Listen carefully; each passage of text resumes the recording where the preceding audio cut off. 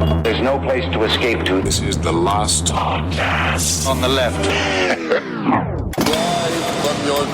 That's when the cannibalism started. What was that? When I do Paul accent, I talk like this. I'm up top like this. It's a bibbidi-bop. I write the song. It's bibbidi-dop. I take little noises. I put it in the song.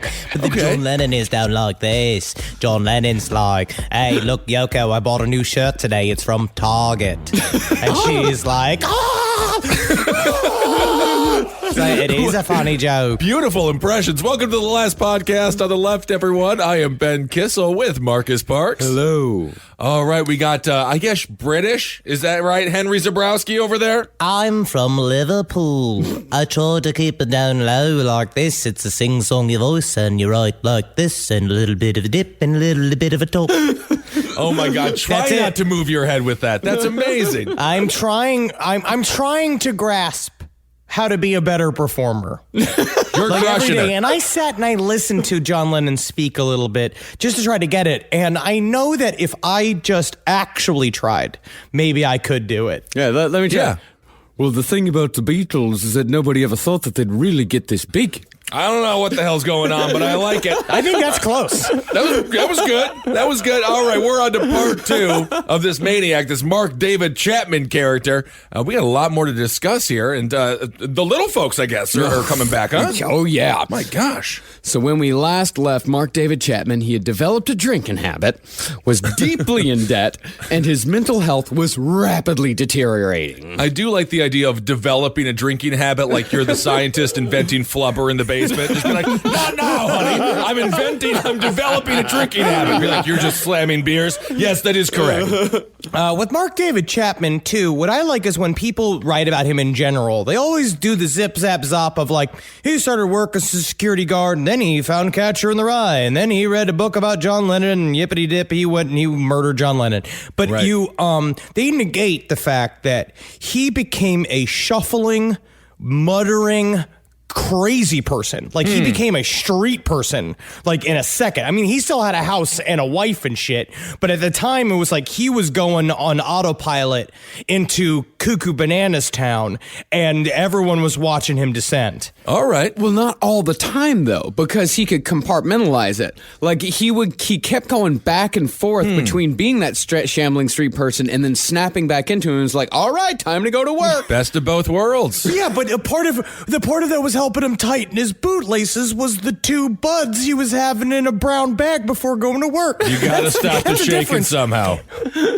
Well, about the time that his mental health started going downhill, that's when Mark David Chapman's childhood imaginary friends, the little people, returned. Not good news. I love the little people. The last time he made them up, this time, they just like showed up. Oh, I see. They came back to haunt him. Yeah, the last time it was like, okay, I'm going to create these little people, this monarchy, so I can feel better about myself. But this time it's just like, hey, Mark. Uh-oh. Describe this, Marcus. It's weird, obviously. Well, Obviously, it's very fucking weird. the little He's people a have sick showed man. up. He's a demented The human little being. folks are back. Well, the arrangement between Mark and the little people, it was no longer a monarchy. The little people had grown up, put on 3-piece suits, Oh, no. and had evolved into a democracy complete with cabinet positions. Oh, my God. Well, it's all very similar to what happened with with our last trip with Nicholas and with the creation of the Duma. Basically, what happens is that he was an autocrat and he had total control and he had a lot of fun, but all of a sudden, these very serious little people show up in suits.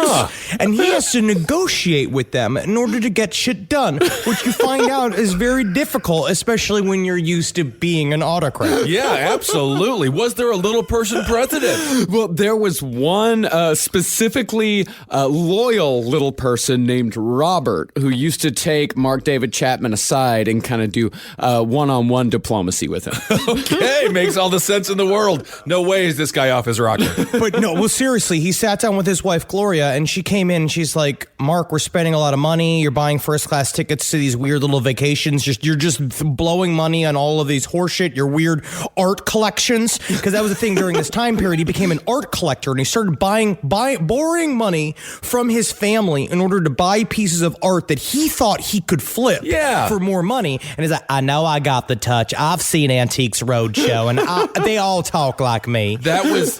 but it turns out he's not a good businessman and did not know how to flip art. I mean, to be fair, though, that's a crucial part of investing for the 70s, 80s, 90s, and up to the early 2000s. Beanie Babies, Hummels. My mom went Hummel crazy. She's like, I'm going to flip this for $10,000. No one wants them. Never did it. No one can flip a Hummel. Hummels only are passed down by death. Yes. They only move from one curio cabinet to the next because grandma died. That was the only thing I could never touch in the house was the little people Hummels. And it's like, what's the point of these things? I can't imagine you next to all those fragile little boys and little girls with their overalls and their fishing poles. Yeah. They're so delicate. They were.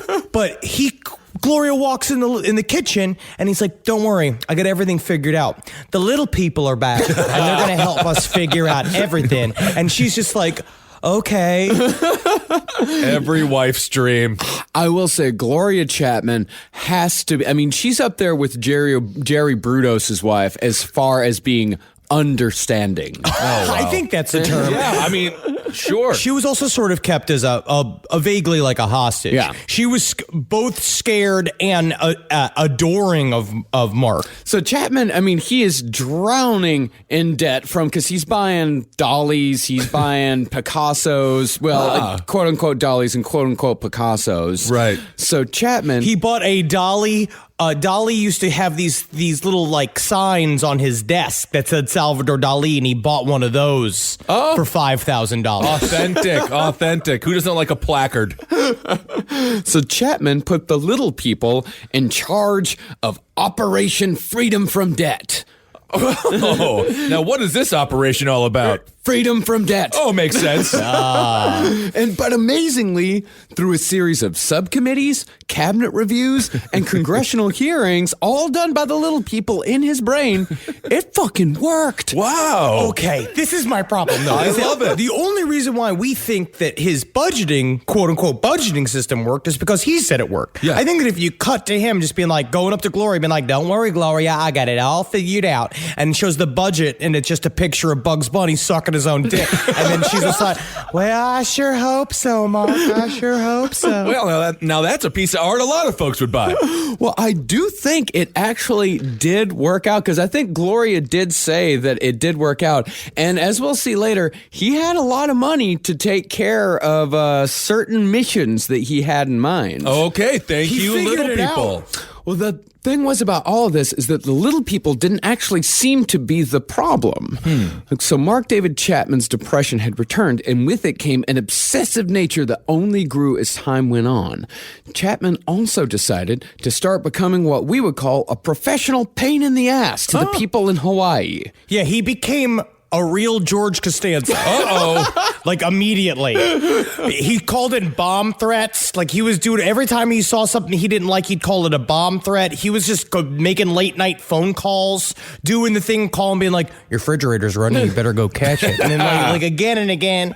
Yeah, he'd send pizzas to his former landlord because he didn't like his former landlord, so he'd send him like 5, 10, 20 pizzas every single night. And then theoretically the landlord has to pay for it. Theoretically. Because otherwise it's just a gift. But also, this is like 2 landlords ago. Right, Was the right. man he didn't like. He is very sick. I mean, and if the little people aren't the problem, that's a problem. Right. Like if that's really not the main source Right. of, hey, let's talk to a doctor. I am talking to men in suits like it's a scene from Dr. Strangelove. And then but you know, that's only my secondary problem. And how old are we talking here? Is he 25. 25, okay. Yeah, he's 25. But I mean, the phone calls he made, like they weren't just like little innocent, annoying type things. Like he started making death threats to a TV repairman who once treated him rudely. That is the last thing a TV repairman needs. Yeah. It's already Yes. a tough enough life. Everyone's breaking their TVs.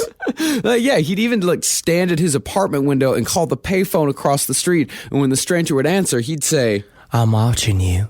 I'm gonna get you. I'm gonna follow you home and kill you. never answer a payphone. Who answers a payphone? Oh, random ringing phone. I better pick it up. It might be for me. Who are you? Why would it be for you? The problem is at the time, people were hitching all the time. Everybody was a bus. You could grab onto a bike when someone goes past, and you could sit on the back of the seat, and it was totally normal. It was fine. And the Matrix didn't happen yet. It didn't exist yet, so they didn't know that sometimes if a payphone's just randomly ringing, if you pick it up and answer it, you get zapped into the fucking Matrix. Oh, I see. Yeah, just a bunch of Marty McFlys there hitching their ride to other cars.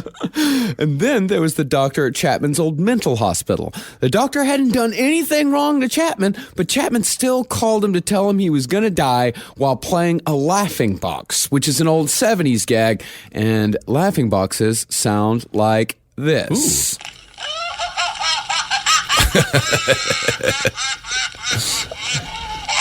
I don't like it.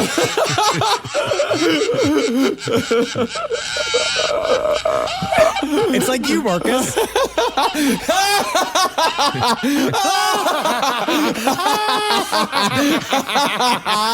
Man, as a matter of fact, that wasn't a laughing box. That was actual audio of Marcus getting a colonoscopy. And the doctors, they were horrified, terrified, but it has come back. And you're everything's healthy. okay. All right. Everything's okay. I got the biopsies back and everything's okay. Are we going to get the footage of your swollen asshole or not? I have a picture, but it's in black and white, so it doesn't pop, you know? Yeah, right. I can colorize it. We can send it over to Turner Classic Movies. Right, with any luck, they'll think it's the original moon landing. But those weren't the only people that Mark David Chapman got into feuds with. He got into a 3-week-long encounter with the local Hare Krishnas. Oh, man, they have nothing but time. They will always win. And that only ended when a neighbor told him that the last guy to mess with the Krishnas got a syringe full of acid in the face. Now, that's also conjecture, and it seems to be a woman was watching him harass the Hare Krishnas. And, you know, when crazy attracts crazy. Yeah. Right? So he's out there yelling at Hare Krishnas, being like, y'all always dancing. There ain't no music playing. What's so good to feel about y'all dancing? You want to dance like nobody's watching? Well, I'm watching. And then all of a sudden, a woman comes out of a store and just like, don't talk to these Hare Krishnas. It's bad news. Because when you talk to the Hare Krishnas, they disfigure you. They work as a pack. They're like wolves. They smell weakness. And she's being like, oh, so you're crazy too. Any connection there with the George Harrison and becoming a Hare Krishna a little bit George later? Harrison wasn't a Hare Krishna. No, never? No. Who was a Hare Krishna? He just said None of it. them. None of them? No. George Harrison he went to India and he hooked up with the Maharishi. And those are not Hare Krishna. Absolutely not. Different people. All right. I do like the idea of a dangerous rogue gang of Hare Krishnas, though. Just pulling off acid attacks. For a hot second, George Harrison became an Indian Rachel Dolezal for like I'd say 2 or 3 years. Okay, all he right. became that. I was confused. Yeah, and then he came back and put out All Things Must Pass, which is fantastic. All right. It was great. It was worth it. All the work that he did was worth it because he came back. He reversed his Rachel Dolezal, which is very difficult to do. So Mark David Chapman, he did all of this shit in a specially made T-shirt that said, I'm unique. I think for myself. Nothing says unique and thinking for yourself like a shirt that says that exact thing. he actually went to a printmaker and had them. He came up with the idea for the shirt, thought this is the greatest thing anyone has ever come up with. This is going to tell everybody in the world all they need to know about me. Right. He got it made and wore it almost every day. Wow, cool, man. He wore it to the point where it was tattered and brown. He wore it like everywhere he goes, and he made it angrily. Like when he made it, like, I want everybody to know, and how I dare them to laugh at me. And when they did, he'd start screaming at him, calling him a phony. Oh, I see. It looks like, so he's just searching for any kind of identity. He's always Anything. searching for identity. He's got that persecution complex is really ramping up. And he's searching for an identity, but he's also poking at people. You know, he's just poking at people. Right. It's like, make me angry. I need it. I need to be angry. because that happens with people a lot is with people like this is they need attention, and Right. it doesn't matter whether it's good attention or it's bad attention. If they feel like a nobody. If they feel like nobody's paying attention, then they'll just start being a pain in the ass. So somebody will feel some emotion towards them. Like what toddlers do, basically. Pretty much. Yep. Pretty much. And what's interesting is that Gloria was there giving him attention, but for some reason, he always viewed her as lesser than. He always viewed her as lesser than his first love, the girl that broke his heart when he was like fucking 12 years old, Lynn. And so he constantly fantasized about this little girl that was supposed to be his one true love, and Gloria was just kind of followed him around out of fear and weird respect, and he ignored her entirely. Well, I gotta say, it's one of those things where you gotta age them as you age. You know, like Britney Spears. I really like Britney Spears. When I was 15, she was 15. Yes. But you can't think about her, because now I'm 36. Yeah, you can't think so about I gotta think about her 21 Britney. So you can't, that's it. But now we have Instagram, so at least we can see them now. You know what I Yes. mean? So we can actually see that they blossomed and that their breasts are filled. You know what I mean? And then it's legal to be with it. Right, with the thought right. of it. That's always a tricky ground there. Now, phonies was a fairly new word in Chapman's vocabulary, but it would eventually be the most important word in Chapman's life. He'd been reintroduced to it during his quest to read the whole Honolulu library. Wow. So he's just in there. Is he getting hammered again? Yes. Oh, yes. I mean, it's almost like, you know, when some people are like, you know, like, I only smoke when I drink. Right. It's like, he's like, I only walk around when I drink. Yeah. And so he got up every day, because now he's working for the security guard agency. He can do it half lit. Right. And so he would just go AWOL from his job and wander over to the Honolulu library with he had his fucking bud in his bag, which he got every single morning, got his big tall boy. He'd walk in there and then he'd walk down the aisles and just pick books. And then his idea was to just read every single wall of book. And he made it through all of the mystery section. He did. He read every single one of them. Yeah. And then no one ever really asked, why is the man in the security guard uniform, who's obviously not at work, who's visibly hammered, Right. Just reading alone, no one questioned. I guess it's easy going in Hawaii. I guess so. It's just, that is one of the strangest parts of this whole thing. He had a thirst for reading, but then he also had a thirst for booze. And he was able to really combo those things in a relatively productive way. Yeah, I know what you're saying, Ben. It's like, you know, literature and booze like never go well together. No, 'cause They you never mix. you just start like eating the book at some point. No, I know what you're dude, saying. You're like, everybody's- but those are the writers. Like, tip, tip, tip, tip, tip, tip, tip, tip. Oh, my imagination, my depression. Tip, tip, tip, tip, tip, tip. But like, very rarely is the reader the alcoholic. Oh no, I don't know, man. I drink a lot and read. I read hammered all the time. Do you remember what you read if you're hammered? I can't even remember a movie when I'm hammered. Sometimes, but that's the fun of reading. Can you imagine if LeVar Burton turned into a mass killer because of reading? I could see it. Reading is too intense. I was playing my video game last night, and I turn around, and Brooke is just bawling, and I'm like, what have I done? You know? And then she said, I'm just reading this book, and it's a sad part. I said, the words are making you cry. Well, we got to do something about them words. Get them out of here. You've never had you've never had words like bring emotion to your soul? Hey, man, you know what? As soon as a book is trying to pry that out of me, who the hell are you? What are you, book? You're a book. I'll shut I know how to beat your ass. With Kissel's reading, every word, like, it's like when you throw a rock down a cave to see where the bottom of the cave is when you're spelunking. It's just like that. So by the time the word gets down to the cerebral cortex, the emotion is gone. Yeah, get out of here. I'll shut you right up. Necronomicon, you ain't gonna get me, man. So in early 1980, Chapman came across a collection of academic studies about Catcher in the Rye. So Chapman had remembered reading the novel about 8 or 9 years earlier and remembered liking it, so he figured he'd give it another go. Now, while Chapman wasn't quite ready for it the first time around, during his second reading, something clicked in his brain concerning the main character and narrator, Holden Caulfield.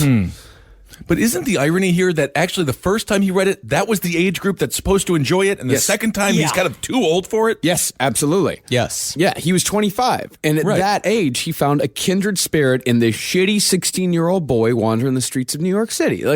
Henry, could you give us like a quick rundown of Catcher in the Rye? Because you're the only one of us who's read it. I went back through it again a little bit. I only made it about halfway through again because I didn't want to read it anymore. Yeah. For some reason, halfway through, he's like, I've got to kill Justin Bieber. I don't know why, but I just feel like he's not authentic. He's a phony.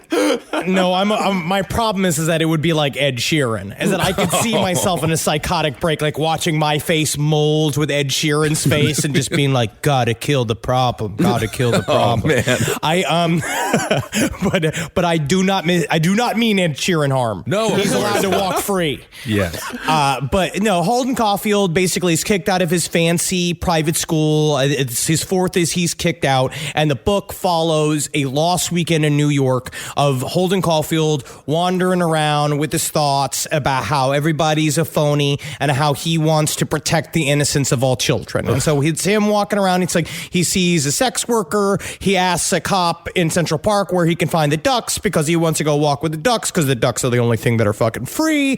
He sees another guy who yells at him, and he yells at him, calls him a phony. He goes, another thing, this guy's a phony. And but the problem is there's a really good, at the end of Let Me Take You Down, there's a good breakdown of Holden Caulfield, where part of it is that when you do reread it, it's interesting for someone who, like Chapman, who viewed him as this like powerful hero, like viewed him as this sort of like a saint / warrior for truth, where then when you reread it again, it's about a kid that is very deeply depressed and largely suicidal. Like right. you read it in the words where it's like someone is his pain is very obvious, and when you look at it, you just see, well, this is someone who, if they live past this point, could become a very like effective, cool adult. Because they had this questioning period, but you're not supposed to identify with it now. Right, of course. I just hate the idea of someone named Holden Caulfield being my protector, because I just feel like you would show up and be like, I'm going to save, I have a bone spur. I cannot. Also, we know Holden McNeely. Yeah, I know the name Holden is like Caulfield. not done. It does not, done. It's not synonymous This with is like the strength most or I like, thought about it in years. Yeah. Yeah. I just think of skin diseases and someone who's slimy to the touch, and a guy who just tries to fit his whole fiance's breast in his mouth, and she's got to get all the spit off of Well, it. we never know what that's about, but Holden McNeely, Wizard and the Bruiser, check that show Lovely out. show. Yeah. Great show. Great show. Great show. Our other sponsor today is New Belgium Brewery. Introducing new Fat Tire Belgian White, a refreshing new Belgian white ale brought to you by the 100% employee-owned New Belgium Brewing Company. Fat Tire Belgian White is a new addition to New Belgium's portfolio of easy-drinking Belgian-inspired beers. It joins Fat Tire Belgian-style ale, the classic American craft beer proudly brewed since 1991. Inspired by centuries of Belgian brewing heritage, Fat Tire Belgian White is a refreshing take on the traditional Belgian-style wheat beer. And unlike other Belgian whites, Fat Tire Belgian White is carefully crafted with the finest and freshest Seville orange peel for just the right amount of sweetness. Fat Tire Belgian White would be just about perfect for those hot summer days that are coming up. And you know what? They're great now, even though it's about 65, 70 degrees outside. Have yourself a Belgian White. Go out to your backyard or wherever you may enjoy the outdoors. Crack open a Fat Tire Belgian White and have a good afternoon. So find Fat Tire Belgian White near you by using the Beer Finder link at www.newbelgium.com. That's www.newbelgium.com. Well, really, the big thing that Chapman took from this book is that this world is filled with phonies, and there's nothing worse than being a phony, and the reason why his life sucked was not because of his own flaws, but because of phonies. Always someone else's fault. Okay, cool. Makes a lot of sense. Now, Mark David Chapman was so obsessed with this book that he actually started to think of himself as Holden Caulfield. He even tried changing his name to Holden Caulfield. No. Yes. Then he made his wife read a copy of the book in which he inscribed to Gloria from Holden Caulfield. Maybe a Comic-Con could have saved him. Maybe he could just go Honestly? role play it out for a weekend, come back, just be his douchey self. Once every 6 months, he can actually be Holden Caulfield. How obnoxious would a Salinger con be? Wow. Wow. I just want to be in the isolation house, VIP status. There's only one VIP ticket. Exactly. But Gloria just took the book. Because at this point, she's watching him deteriorate so fast. Because also, one thing about Chapman, too, is that he's been gaining a fuck ton of weight by only drinking beer and milk and eating cookies. He's on the Santa diet. He's getting all Yes, swole holding up. Santa on December 26th diet, where he lets himself just get hammered. The diet begins today. I'm going on Atkins immediately. But oh no, croissants for breakfast. But Gloria read it just to feel like she could try to understand him again. Like, so she started to read through it furiously, trying to catch up with him. And then she's still like, he's 16. You're not Holden Caulfield. Right. Yeah, and it even went further than that. Like, he had a backup copy of Catcher in the Rye, and in that he wrote, "From Holden Caulfield to Holden Caulfield." Oh, God. And he said, like, he made sure, he said, "I did not believe that I was Holden Caulfield, but more than anything, he wanted to be Holden Caulfield." But isn't that the definition of what a phony is? Is someone who wants to be somebody else? No. Oh. No, not at all. It's not that you want to be somebody else. It's that you present yourself as somebody that you actually aren't. But isn't that what he's doing with Holden Caulfield? He's not presenting himself as Holden Caulfield. He's calling himself Holden Caulfield. Well, he's calling himself Holden Caulfield. I think this is a slippery slope. Like, is he wearing a top hat and getting a monocle? It is. That's how I picture Holden Caulfield. I have no idea what he looks like. He's a little boy. He's a 16-year-old boy with a t-shirt on and jeans. Okay. Yeah, I always pictured him with glasses. He's got to have glasses. Mm-hmm. Yeah. I see Chucks for some reason. Were those even around then? I guess. Yeah, of course. I think. Oh, okay. Yeah, I think. I don't know. I'm not a shoe the history of historian. Converse. Yeah, You know what I mean? I don't know. I don't work for Zappos in their about section.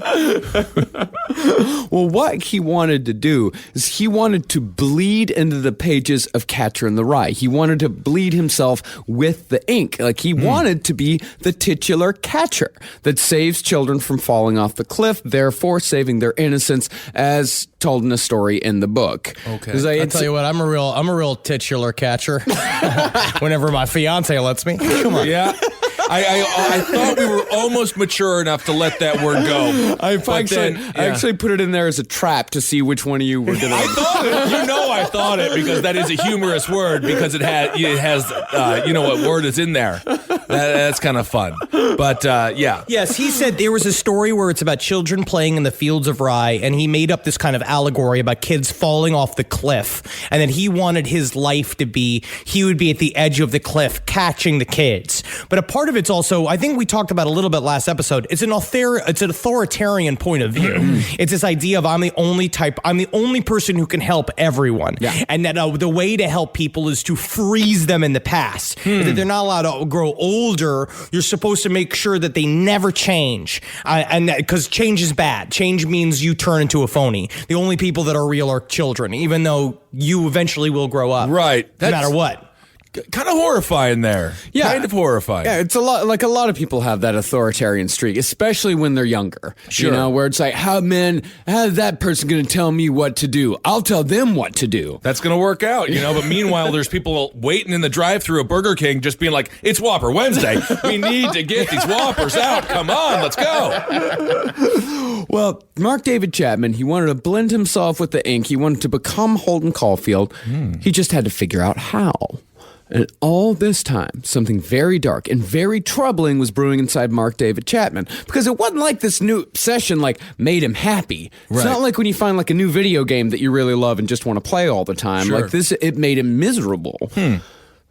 So instead of making him happy, the obsession just seemed to give a focus to all the free-floating hatred that Chapman had been storing up for the world not bestowing greatness upon him. Oh. So that hatred, now laser focused, was going to have to go somewhere eventually. It just so happened that the thing that gave that hatred a destination was a book that Chapman stumbled upon in the same library where he rediscovered Catcher in the Rye. The book that Mark David Chapman found was John Lennon, One Day at a Time. Oh, that's actually a great book for an alcoholic to read. One day at a time. It is. So when Chapman opened that book, he found dozens of photographs of John Lennon's new opulent lifestyle paid for by his near $1 billion share of the Beatles' gold mine. So rich. John Lennon, in 1980, he was worth $800 million. Oh, God, how don't you just have a bed filled with coke? I mean, that's what he did for a while. And then he chased every lifestyle in the world, right? Where he went and him and Yoko made a bunch of records together, and then they bought the apartment and he'd travel the world. And then eventually he lived into this weird reductive lifestyle by 1980 where it was all about like, I just want to lay in bed with my child and my wife all nude. And all we do is read the paper and eat little breads, tiny little breads. it's like all of a sudden being like, you're lying to yourself. Yeah, he said he became a house husband for 5 years. Yeah, they went out sailing. They bought a yacht. Like he had this huge country estate. Like John Lennon was definitely spending that $800 million that he had. Okay. And as Chapman said, the catcher in the rye was the stove, and the Lennon book was the fire. These drove him insane. These pictures? When he saw this book, yes, because it was the picture of John Lennon on the roof of the Dakota building looking over West 72nd Street in Central Park West. It's one of the swankiest, craziest buildings in New York. Have you ever been past it? What's the last time you've been past the Dakota? I went actually right before we recorded the last episode. It's great. I went down to there. It's amazing. It's surrounded by these like ancient stone gargoyles. It's gorgeous. It's got 2 doormen on staff at all times. There you go. Yeah, it's a beautiful, and it's right across the street from Central Park. Yep. It is amazingly nice. One of the nicest buildings in all of Manhattan, which makes it one of the nicest buildings in the fucking world. There it is. Did you look like a crazed stalker when you did it? That's what surprised me is still to this day, there were probably 6 people up and down West 72nd taking pictures. They were posing in front of it. Why it's is still to this day, people and this was like 2:00 p.m. on a Monday. Like this wasn't a Saturday, or this wasn't a weekend. Like people are just going there. Dude, I'm telling you, you're an actor, you're in New York, you're skinny, you're lanky, you want to make some money, go put on some John Lennon gear, go dead, and just have a tip bucket there. People will take pictures, give them $1, you will make thousands of dollars a year. You won't have $800 million. You are the person pretending to be dead John Lennon, but you'll make a couple $1,000. You will get a couple of guys showing up as Ringo next to him, be like, can we just stand next to him? Can we just be in the picture as well? I love Ringo so much. So Chapman, he sat there and he flipped through the pages of the book and he thought about all those years he'd spent listening to the Beatles, all that talk of peace and love, and he started getting angry. He then took the book home and showed it to his wife, ranting about how hypocritical it was that this man who showed off his yachts and fancy apartments and country estates had sung about imagining no possessions.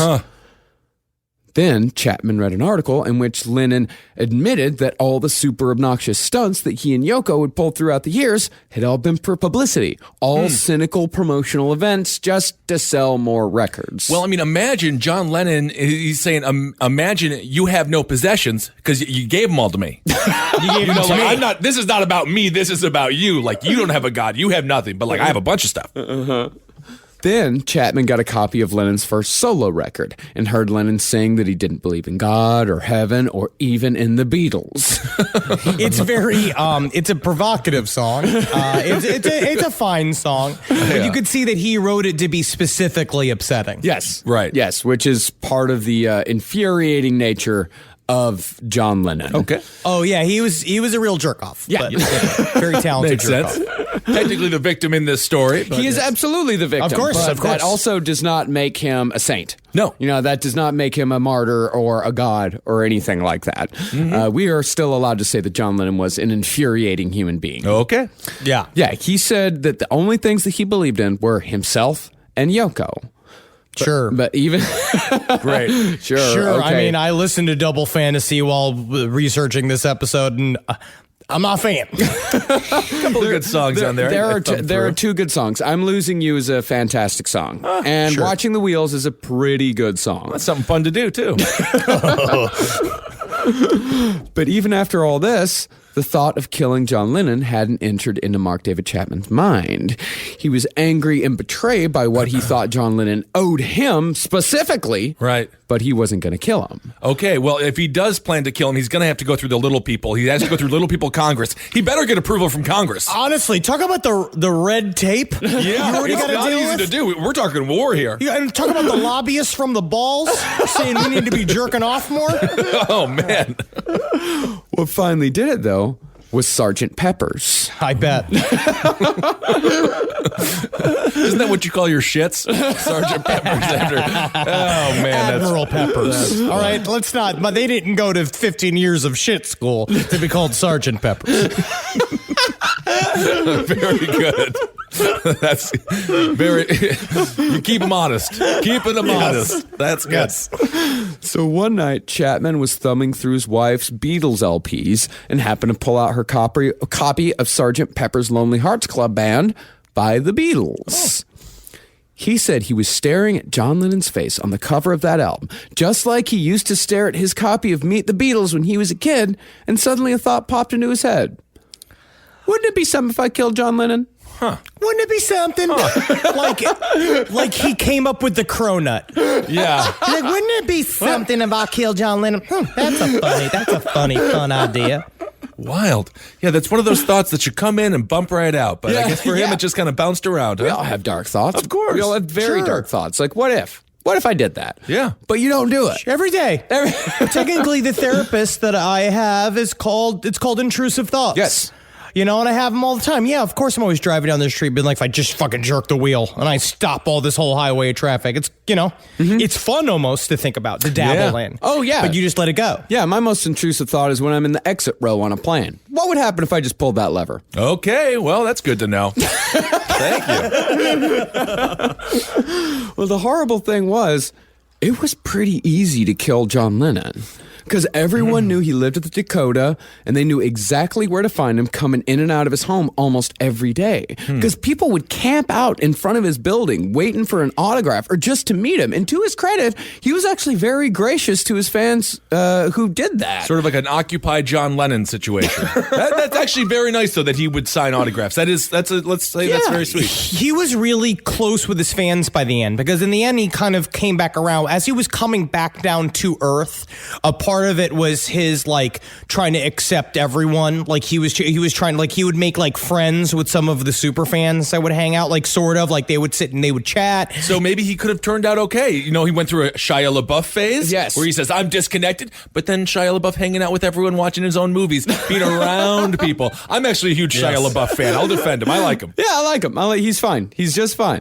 But yeah, he was, and also to John Lennon's credit, yeah, like Kendra said, he was pulling back from all of those kind of shitty, obnoxious things that he'd done and said over the years. Because that little hiatus that he took, it was about a 5-year hiatus between albums. Everything slowed down for him. Because the thing to understand about John Lennon is that he'd been famous since he was 16 years old. Oh, wow. Decades.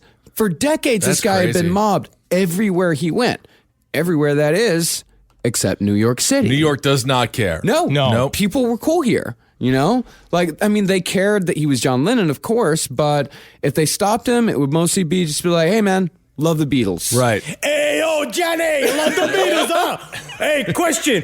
Why you fucking Yoko? All right, I'll see you soon. Bye. Bye there. All right, buddy, whoa. Yeah, or like Ribbon. Hey, I like that Walrus song there, John. Hey, you looking skinny. Get yourself some pizza. All right, forget about it. I love New York. Yeah, they'd Ribbon was like, hey, John, when the Beatles getting back together. Right. He'd be like, oh, yes, very funny, very funny. Right, Yes, that's fine. And he'd stop and shake their hand. They'd just be like, hey, man, got to say, Revolver changed my life. And he'd be totally cool with it. He'd love it. Okay. And plus, New York City, it was still in its hellhole phase in 1980. So it was kind of insulated from the rest of the world.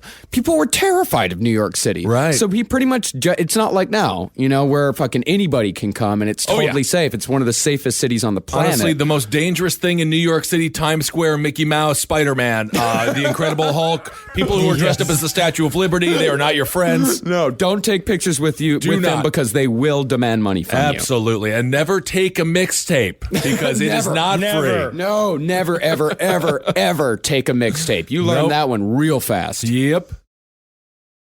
So for John Lennon, this was the best he could hope for. He loved it here. However, he was also obsessed with assassination. He'd have recurring dreams of getting shot and killed specifically. And he'd sit at his kitchen table and get stoned, and he'd just go on and on about it for hours at a time. Oof. And it wasn't the term murdered, it was the term assassination that shows you where his head was at, where he viewed himself as an important enough figure that when someone would murder him, it would, and technically in many ways he was correct. He's an egomaniac, but he was also like, look what happened in the aftermath of his murder. Yeah. But he viewed himself as like, I'm an obvious target. Like if someone kills me, it will be a poetic death to many people. You can't blame the guy that people are following him around like he's a Pied Piper since he's 16 years old. Of course that's going to go to your head and think, well, I'm a little bit more special than the average Joe. Well, it's not just that. He also knew that the FBI had a file on him. He knew that J. Edgar Hoover had been following him for years. Because he knew that... Who is that really weird bumpy guy in the dress behind me? Is that J. Edgar Hoover? Name's J. Edgar Hoover. You like my heels? You know I can jump in them. I have incredible calf strength. Anyways, got an eye on you, mister. So really, back then, J. Edgar Hoover and the FBI, they were putting John Lennon on the same level as Martin Luther King or other people that, were agitating against the establishment. John Lennon was, as far as the U.S. government went, right there up with them. It's just so funny. The FBI had a list and be like, what's their crime? They'd be like, they want peace. They've been talking about this peaceful resolution of race wars and things like that. Yeah, because peace is for commies, Ben. Oh, I'm sorry. I didn't realize that. Yeah, and communists are loosening the glue of this country. Oh, okay. That's all they're doing. Yeah, that's exactly what it was. It wasn't peace, man. It was about the communists coming in, getting the agitators all going, because if the agitators were going, then that meant that we were going to start fighting each other, fighting against the status quo, and that was going to rip the country apart. John Lennon, that communist with $800 million. Yes. And the amazing thing is that the Russians actually listened to all the stuff that they were talking about way back then, kind of put a spin on it, and then today actually put it into practice. Huh. But they do it through Facebook ads. Oh. And ripping the country apart that way. Fun. So yeah. Oh, wow. Yeah, it's incredibly easy, actually. That's awesome. Who knew? Yeah, it's incredibly easy. Yeah, and it wasn't through good music. It was through social media. And dumb memes. Yes, yeah. It was through memes. Literally a cartoon frog. Treating us like a bunch of fucking rats in a maze. Yeah, that's kind of fun. Yeah, a bunch of programmable drones that are attached to our phones like it's crack cocaine. Only if it didn't work, then I would blame them. Well, the most ironic thing about all this is that John Lennon, he always thought he was going to get assassinated for his political beliefs, because he was up there with Martin Luther King Jr. He was up there he believed he was up there with people like Gandhi. Bobby Kennedy, all that. He thought that that's what he was going to get assassinated for. He definitely thought that. But in the end, he was killed because someone believed he'd abandoned his ideology. Crazy. The exact opposite. Interesting. And that person, Mark David Chapman, saw Lennon as no more than a stand-in for the pimp in Catcher in the Rye that Holden Caulfield had fantasized about killing. But the difference here was that Chapman was actually going to do it. Yeah. Chapman was going to enact what he came to think of as Chapter 27 of Catcher in the Rye, going one better than J.D. Salinger. But the fantasy is what's truly frightening. Right. Yeah, he believed that when he shot John Lennon, he would curl up into a ball next to Lennon's body and disappear into the ink of Catcher in the Rye. That was his plan. Just cut to him getting hit with billy clubs by the NYPD. Just be like, I am not melting away. Yeah, that is what happened. And a part of it's weird.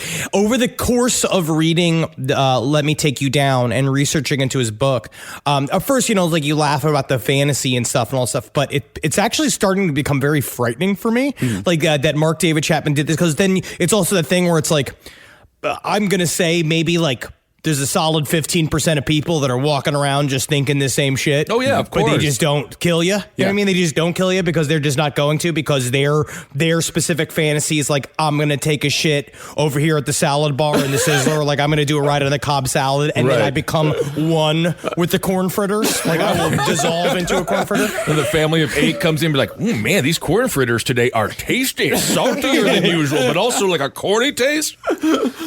Well, before Mark David Chapman could actually take care of the phony, he had to prepare himself.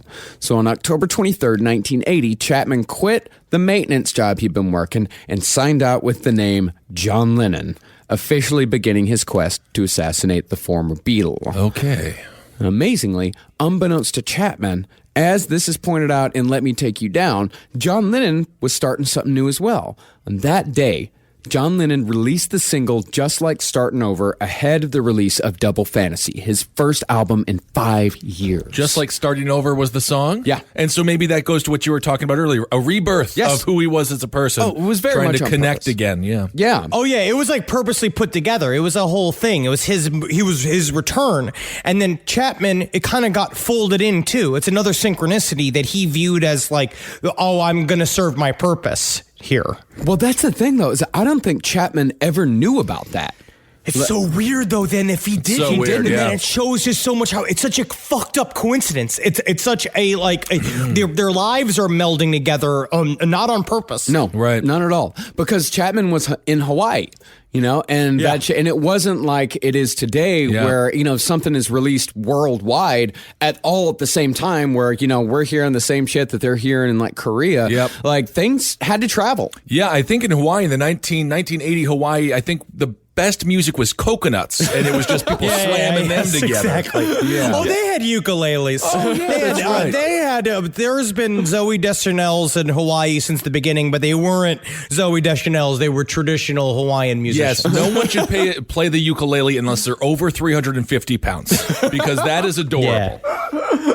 Well, back in Hawaii, Chapman was calling on Satan to give him strength to carry out his plan. I wish it was more metal than this, but it's not. It's not. You know what I mean? Like it's not. I mean, like it's sad when you're asking Satan for help because he's like, "What? Like, stop it! Stop asking me for help. Do you know anything about Satanism? You're not supposed to ask me for help." I mean, I don't know. Was he going through was he like painting himself all up? Was he naked or He was anything naked. like that? He was always naked. Yeah, he was he's definitely naked. naked. Yeah, Did he have like an Apocalypse Now moment where he just like flipped immediately?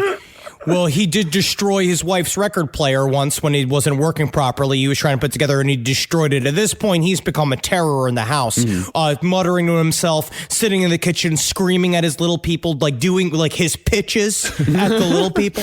God. Yeah, Chapman, he'd get naked, he'd put on Beatles records and beg Satan to help him. And that's the thing, all while he's doing this in the middle of the night, all while his wife is trying to sleep in the next room, just cowering under the covers, terrified. Oh my God, horrible.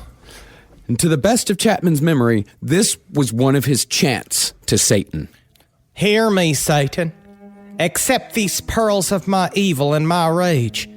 Accept these things from deep within me. In return, I ask only that you give me the power to kill John Lennon. Give me the power of darkness. Give me the power of death. Let me be a somebody for once in my life. Give me the life of John Lennon. I can't give you the power, but there's a thing called a firearm, and you wouldn't believe how easy it is to use. So fast. He got it. He got it so fast. Yeah, he did. Later, Chapman would say that it was silly to think that Satan or demons had possessed him. That's the silly part. Yeah, it is silly. I was laughing. it's silly. I laughed That's when I silly. first thought of Yeah, it. you know why it's silly? Why? Because demons can't possess Christians, Ben. Naturally. Naturally, that's why it's silly. Yeah, this is what he said about it. I didn't believe those things were inside of me at the time. Not really. Like, not really. Not deep in my heart. I could summon them and use them, but they had to stay outside. Okay. Still to this day, he holds on to that bullshit. Okay. Because it's just because Mark David Chapman, he throughout his entire life, always he acts like he's taking responsibility, but there's always that one little thing that he can put in front, and say like, yeah, it's my fault. I take total responsibility, except for this one little thing. Right. If this one little thing I didn't wasn't really here, though, but at the same time, but So, I mean, yeah. Well, but at the same time, it's not my fault. But but it's also whatever's the newest story that will get him attention. Right. What we'll learn too, like especially post murder Chapman, is that he's such a fucking little piss bucket baby about everything. Everybody's just me. Everybody needs to pay attention, so he's constantly changing his narrative to get people to talk to him. So this whole thing started with him nude. His dick is banging around on the record machine. I don't know about banging. And, well, who knows what he did with that? He probably put it on there a couple of times, let it flip around a little bit, and it was all these chants to Satan, huh? And that's what he said. He said that he needed the power of Satan to pull the trigger. That's who actually did it. It was the power of Satan. He didn't do it. Yeah. I see. If you really want to figure out how he killed John Lennon, you got to follow the money. And you know who are the people that were in charge of the money? Was the little people. Oh, yeah, because there's a shit ton of logistics to figure out here. Okay. You can't just call on Satan and Satan's going to transport you to New York City and get you a gun and all that shit. There's planning that goes in all this. Yeah, Satan's not a fucking travel agent. No. Like, he's not here doing all your shit. Satan's not your Quicken account. No. That's where you have the little people for. Yep. So the little finance minister helped him work out all the monetary problems of getting the means to kill and the places to stay, plus a little walking around money without asking any questions. But after he got all that worked out, Mark decided he had to come clean. Well, because he couldn't tell them directly that he was going to kill John Lennon. When he had the meeting with them, he had to start with, I'm thinking about taking a little vacation to New York. And I mean, when he first said that to his wife, and she's like, why? And he's like, fuck you. Like, I go where I gotta go. And then he has to go crawl into the little people to be like, I need XYZ money for hotel. And the whole time the little people are like, but why? Why? Like they're giving him like the hard turn. And then he's like, I guess I should maybe tell them what I'm trying to do. Yeah. He called together his entire cabinet and told them that he'd finally decided to be someone. Oh, a cabinet that can fit in a cabinet. Yeah, it's like the Indian in the cupboard, but it's Harry Reid and Mitch McConnell. Yeah. Totally. You know what I'd like to do with that cabinet is just fucking throw it out a window out onto the street from a 5-floor building. It's been really fun since he got into politics. Oh, yeah. It really is. Yeah, it's fun. Yeah. So Mark David Chapman, in his meeting with the little people, and how he would meet with the little people is he said he had this huge television screen that he would appear on while all the little people would sit like it was like the United Nations. Oh, okay. Well, he said that someone from his childhood, the man whose songs he'd sung to them, his subjects, had hurt him greatly.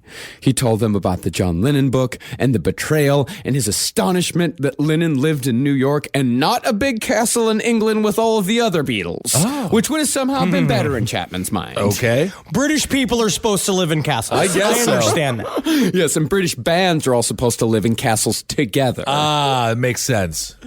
So Chapman told the little people that all this put together had ruined his life. Oh. John Lennon had ruined his life. Oh. He told them that because of all this, he had decided to kill John Lennon, and he wanted their help. But think about this, Kissel. Marcus, you were there too, and Kissel and I also previously, we've been a part of pitches that are going south. Oh, sure. First poop of the day. Yes. You remember. Yep. And you know what happens is that they start looking at their phone. Right. They start leaning back. They start like, you want a cup of water? Like they start disengaging. The little people are starting to give him the stiff arm. Like he's trailing and he's weirding out the fantasy people that he created to do his budget. Right. He is weirding them out. They're like, I don't know, Mark. That sounds kind of crazy. What do you think, Lord of the Feet? What do you think? How's those New Balances doing? And he's just like, New Balances are fine, but I'm going to have to give an A to killing John Lennon. And they're like, yeah. Tough crowd. Yeah, after a quick... got vetoed, They huh? had a quick little bull session, and they came back and say, like, Mark, listen, we have to respectfully decline. Wow. This program, this plot seems to be all about destruction. It's only going to destroy your life, and we, as people who have sworn to protect you, cannot take a part in this. We cannot stop you, but we cannot help you. All right, there it is. And so they left. They left the boardroom. The boardroom disappeared. Meanwhile, he's in the kitchen doing all this to himself, and Gloria's kind of hearing it on the other side. It's just still going, well, my Swiffering has never been more complete. And she's just Swiffering and Swiffering. Everything is gleaming clean. What a nightmare for her. So Chapman accepted their decision, wished them the best, and in yet another coincidence, bought a 38 special from a guy whose name just happened to be Robin Ono. Oh my God. And on the next day, Mark David Chapman was on a plane to New York City. But this first attempt didn't work out. He wandered around New York and actually saw David Bowie star in a production of The Elephant Man, which was really fucking so awesome. And then he went to see George C. Scott in a play. You could just do that back then? Dude, back then, yeah. it's like, I'm going to go see the guy who was in Patton and Dr. Strangelove. I'm just going to go see him in a play. Just going to do that. Yeah, And then I'm just cool. going to go see David Bowie be the Elephant Man. Now it's like Jim Parsons playing Dr. Seuss and Dr. Seuss the Revisionist musical where it's all fucking dark and you're like, I don't give a shit about this. Yeah, or like Anastasia on Broadway where they cut out Rasputin completely, They apparently. did. Whatever. Really? Yeah. No, that's what I hear. Because I was thinking about going. Well, you because just lost yourself a customer, Broadway. You just lost yourself a customer. That's very good. Let them know. They just lost your $13 back seat to Anastasia. Well, Mark David Chapman, instead of enjoying what had to have been these amazing performances, he said all he could think of as he was watching these legends was how easy it would be to pull out his gun and shoot any of them. Jeez. That's all Oh he could my think God, about. that's so All right. fucking scary, man. That's so scary. No, he didn't think about the little people veto, though, huh? Well, after the little people left, he's like, all right, fuck you. I'll do it on my own. Look I'll at that I'll take Saturday care of Night it." Massacre, huh? Yeah. Yeah, I'll took do care it. of him. But the problem was, at that time, and probably not now either, you couldn't buy bullets for a 38 special here in New York City. Really? No, Oh, absolutely yeah. not. No. When he called the gun shop looking for it, the guy was like, oh, you trying to buy bullets for 38 special? Go fuck yourself. You're not buying them from me. Like, people were like my. very intense about it. While he was able to bring his gun, he didn't have anything to shoot these people with. He should have gotten the bullets in Hawaii. That's why instead of having gun control, we should have bullet control. And we Come should on, make guys. the plane out of the black box. And one day they're just going to bake our head in the cheese. Yeah, come on now. Yeah, come on.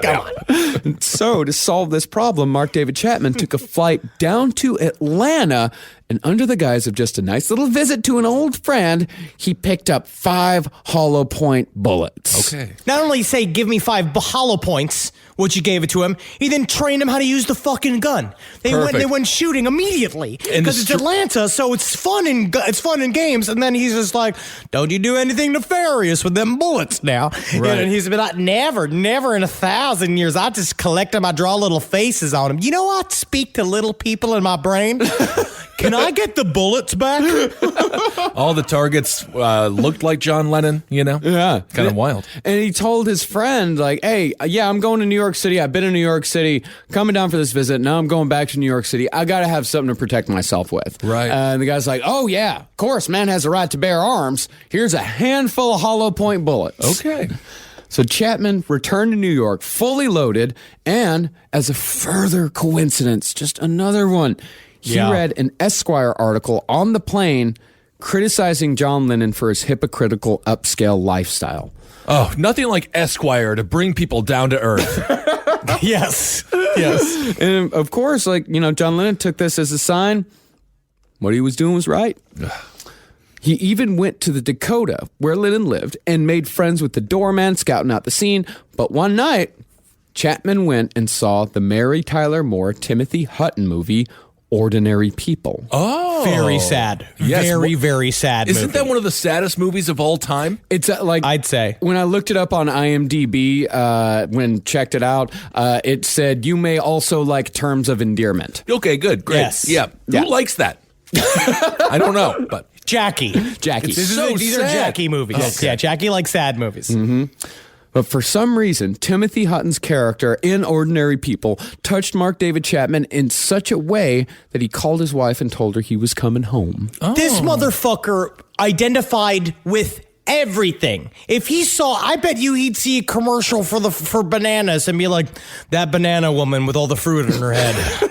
That's me. I get her. I get where she's coming from. I too have a burden on my mind. But it was like when it cuts to Timothy Hutton, like he identified with Timothy Hutton, who's a suicidal character in that movie, and it's just like, okay, sure, it's another one that's you. Everybody's you. Yeah, he said he looks for identity in everything because he has none himself, and because he's a narcissist, he sees everything as for him. And that's why he bought hollow point bullets, because he himself was hollow.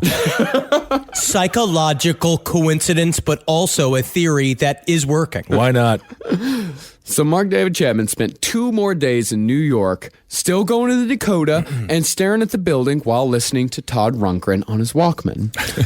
Then, oh man, poor Rundgren.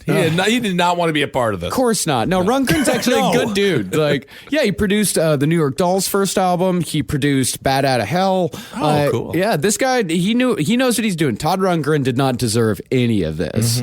No. So, and neither did John Lennon, by the way. Of course. Yeah. So on November 11th, almost 2 weeks after Mark David Chapman had left Hawaii, he called his wife and confessed. Like, he told her, I came to New York to kill John Lennon. But... But like, what's the response? Like, okay. Good. Bad. And he said, but your love has saved me. So I'm coming home. Great. Okay. So he came back the next day, threw his copy of Catcher in the Rye in the garbage chute, and decided it was time to put the whole I'm gonna kill John Lennon thing in the past. Put that in the past. Thank you so much for listening to Last Podcast and Laugh. This has been a great episode. Thank you so much for giving to the Patreon, right? What do we do Hail here? yourselves, everyone, with installations. That's the story. And that did make me think, actually, like that line, like when I found that out, how many fucking people come this close? Oh my God. I don't want to think about it. It's horrifying. Yeah. It is deeply horrifying. I think it happens. I would say it happens quite a bit. Yep. I'd say that there are a lot of people, you develop an obsession, and then normally what you hope is that there's some kind of safety net, right? Or that some loved one can reach out. Like you have enough connections to the real world that someone can come and save you, right? Which is a thing that we're kind of having a problem with mental health in this country to begin with. Man, watch the HBO documentary, The Dangerous Son. No, don't. Don't watch it. Don't. Oh, we have a recommendation, anti-recommendation. I'm stuck in the middle here. You didn't like it? No, man. Oh, is it bad? It was Well, horrifying. I mean, it's obviously it's very horrifying, but I'm saying but it's important to realize that being like the gap in mental health care in this country is really going to result in a lot of dangerous people. Yeah. And well, thank God it hasn't yet. You know, that's what's so good is that so far it's been peaceful. No, it is a very good documentary. It's a very well put together documentary. I'll Like it links some of these guys that are like, have horrible mental health problems. Where it's like most of these people are fine, most of them don't do anything, but some of them are Adam Lanza. Sure. Some of them are James Holmes. Some of them are Mark David Chapman. Yes, It's the same shit. yeah. And we need to get these people help, and if we don't, then bad shit is going to happen. All right. So Mark David Chapman came back, threw his copy of Catcher in the Rye in the trash, figured I'm going to put it all behind me. But over the next month, an itch showed up in the back of Chapman's mind. Uh-oh. He called this itch the child. Yes. It's so gross. Never let a child itch you as an adult. Yeah. So if you're over the age of 18, never let a child do that. That's not good. Chapman said that the child was the driving force behind this entire plot. Oh. Now, it doesn't really make sense because it's just an excuse. I mean, this is like it's the same type of shit that Ted Bundy used to say with the entity. Is that it wasn't Ted Bundy who did all this; it was the entity who did all this. That's what I do when I eat a full pizza. I say that's the blob. That is not me. That is great movie, That's by the way. compartmentalization. Fun movie. Now, in Chapman's mind, the child was the one who saw John Lennon as a toy that had changed over the years, and the child had thrown a tantrum because of it. But it was the adult that had to do all of the practical work. Oh. If you have a young Sheldon appear before you and call a other grown man a broken toy that you need to fix with a gun. Don't listen. Do not listen. Yes. Full stop. The child was the one who had asked for Satan to pull the trigger. The child who brought the demons to hell. It's like the baby from fucking Who Framed Roger Rabbit. Got the Who Framed Roger Rabbit reference in. That's good. Contract complete. He said, but it was the adult that gave the child the gun. It's the same shit as Ted Bundy, because Ted Bundy used to say that it was the entity that made him, kidnap and rape these women. Right. But he was the one who killed them to cover up the crime. And Gacy used to say the same type of shit. What was it that Gacy got? Didn't he just call it that other guy? That is so Chicago. That other guy made me do it. Yeah, the other guy. But Chapman said that on the first trip to New York City, the child stayed in Hawaii and just didn't show up to play the game. That's good. Cheap tickets. Never take a child on vacation into New York City. No. Truthfully, nightmare. A physical child will not enjoy New York City. No. Disney World when they're kids, when they're teens, maybe lug them around New York City. Maybe. I got to say, I was on the plane back from Los Angeles. Thank you for coming out to the Echoplex. Great shows. Awesome. And there was a dog, and it was a problem because it was wearing a diaper. And I was like, that's a pee dog. That dog is going to dump all over. And sure enough, the entire flight, it just smelled kind of like a mild amount of dog crap. So I love dogs, but if it can't handle it, also maybe take that into account. And so since the child didn't come along on the trip to New York, the adult went home. But a couple of weeks later, the child came back while Chapman was driving his car. And the child promised that this time, on this trip, they would actually do what they had gone there to do the first time. So he's been there twice now. He's only been there once. Only been there once. Okay, Yes. I see. And so Chapman told his wife that he was going to go back to New York because he had an idea for a children's book or something. And Yeah, he just gave a bullshit excuse. He was like, I'm just going back to New York, even though you just went to New York to try to kill John Lennon and you didn't go. Right. And you didn't do it, so you came back. So now she's just like, oh, okay, and totally bought it again. She's like, yeah, just go, see you soon. Also, an idea for a children's book, that comes from Hawaii. You don't have ideas for children's books in New York. You have ideas for much darker crime dramas. Yeah. Hawaii's got great, you write it's like Hakanaka the Mischievous Koi. That's a great children's book centered in Hawaii. Mark David Chapman arrived back in the city on December 6th, 1980. That day, he arrived outside of the Dakota and made friends with two big Lennon fans who become kind of fixtures outside of John Lennon's house. And they were there so much that actually some people in the Dakota, they'd send them on errands. Okay. So it was like two sweet ladies, and they would sit and they'd hang out there all the time. And obviously they probably got a little bit wrong with the old bing bong up top, the fact that they just sit out there all the time. But they were sweet enough, right? Yeah. And it is also 1980. These are people that aren't quite done with the 60s yet. They're holding on to him as hard as they possibly can, and the best they can do is hanging outside of John Lennon's house. Okay. But that's another interesting thing about Mark David Chapman. Even though that he'd been spending his nights naked, shouting about Satan while playing Beatles LPs at 45 RPM, he was not a shambling mess all the time. And he was not a shambling mess when he arrived in New York. Okay. He was dressed nice. Button up? Button up. All right. Oh, yeah. He bought a really nice sable jacket. He looked really good because he had a concrete understanding that if he looked crazy, no one would let him near the Dakota. That makes sense. Yeah, and most people that talked to him, they actually said he was likable. They didn't mind having him around. So he didn't have his I'm unique shirt on or whatever like that, just started screaming at people? He had it on underneath his clothes. Oh, okay. But by then he's been saying it so much it became his mantra. He said he would turn up the Southern. He said when you're in New York City, is that because he was from Atlanta, is that when he would go, which is kind of where the voice even comes from, is that his friendly little Southern persona would go be like, well, y'all, this is the biggest city I've ever been in, which shows how sneaky a Southerner can be. Oh, my goodness. Absolutely. The sneaky Southerner. Yeah, if you want people to underestimate you, just turn on your Southern accent. Absolutely. Oh, hey, how y'all doing over here? You think maybe you can give me directions over to Port Authority? Just look at Jeff Sessions. He'll just say the most atrocious things. We got to incarcerate half the country and be like, well, look at that little charming guy. Isn't that fun? Well, there were no Lennon sightings that first day, so Chapman checked into room 2730 at the Sheraton and went to sleep. The next day, he woke up, went out, and bought a copy of Double Fantasy. That's Lennon's new album. He then walked through Central Park and New York City, subconsciously following in the footsteps of Holden Caulfield. Okay. But he realized he didn't have a copy of Catcher in the Rye, so he went into a bookstore to pick one up. This is his like fourth copy of this damn book. Yes. Maybe fifth. Yeah. Okay, so he's like J.D. Salinger, like loves him as a client, as a reader, but not as a person. Yes.